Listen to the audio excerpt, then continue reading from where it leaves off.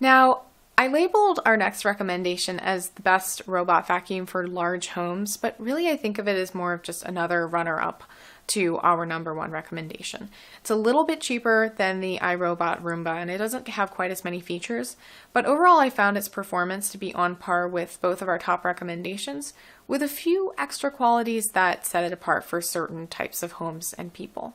The first thing that you'll probably notice about this robot is that it has that D shape, which allows it to get into corners. It does a great job of cleaning corners and along baseboards, along walls. It moves around the house with ease. And like all of our top recommendations, I didn't notice this vacuum getting stuck or stranded very often. The Neato vacuum seems to have great suction. In my fur test, it did an outstanding job, and it also seemed to do the best job of any of these vacuums in my cat litter test.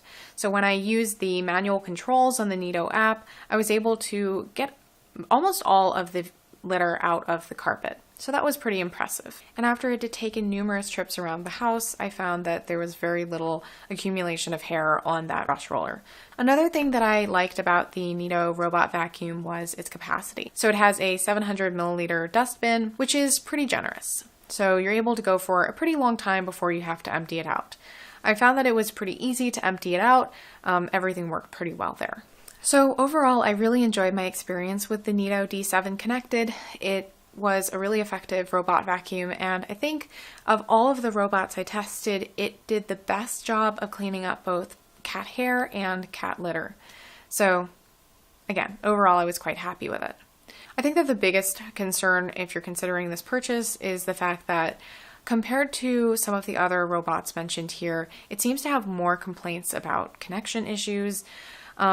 Every robot vacuum on the market has some complaints about this, but it seems that the Neato has potentially slightly more. That's just something to consider.